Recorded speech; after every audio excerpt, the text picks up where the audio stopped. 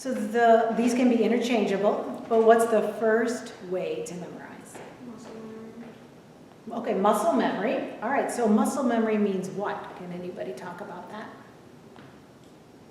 Like playing it over and over again so your muscles remember. And so that your muscles remember what your mind is telling it what to do, right?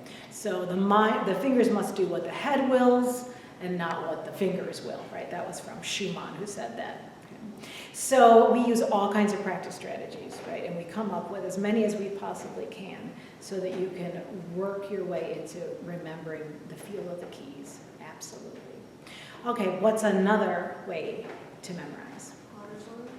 Auditory. Okay. So what's one thing that you could do when you're home? Sing. You could sing your melodies. Absolutely.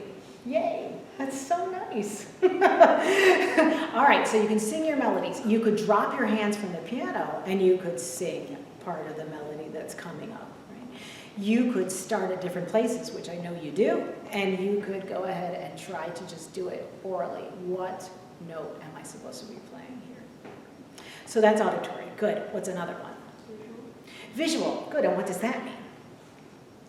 Remembering what the music looks like. Exactly what the music looks like, right? What's at the top of my third page of this piece? What's at the bottom of the fourth page?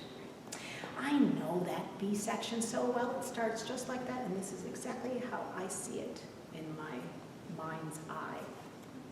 So that's another way. Okay, what do we go through? 3, kinesthetic, muscle memory, visual, auditory. Okay, what's another one? Also the chords, like the knowing the chords. All right, that's analysis, right? That's knowing your harmonies, right? So that's a really good thing to do. And some pianists like to do that more than others. So if you like to do that, go ahead and write those harmonies in your score, because what will that do? If you're stuck someplace and you don't know where you're going and you know your harmonies, how will that help you? You know what? No, you have to start one. Right? Or you can say, well, if I'm in a bind, right? If I'm in a bind, I know that I have to go to tonic, and tonic is definitely this key.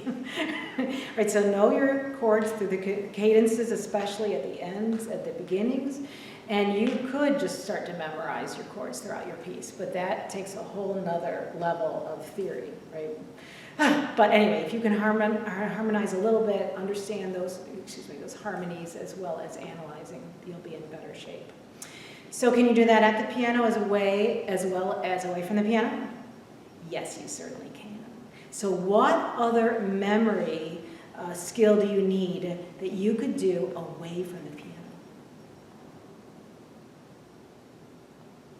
Ghost play. Well, yeah, I guess you could walk around the house and ghost play. That's true. But you could take your music and put it on a table and just look at your music. And then you listen to yourself play, and you see the music. You can close your eyes, see how that works. Right? And that's one of those stages that people don't do as much. But I bet if you spent 10 minutes a day doing that, you're going to be able to memorize a lot easier. And then the very last one, this is the key to everything in music, right? We know that it's all based on the cerebral cortex, right? Our mind, our fluidity, coordination of the playing parts, and our imagination. So the last step is to go away from the piano, close your books, close your eyes, and imagine yourself playing your piece from beginning to end.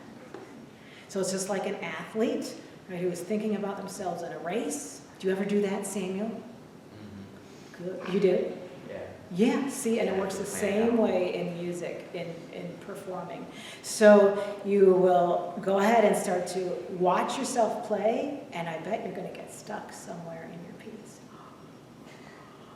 You might get stuck 5, 6, 7 times. You jump up, get your music, look at it. Oh my gosh, okay, close your music, close your eyes, and start it again.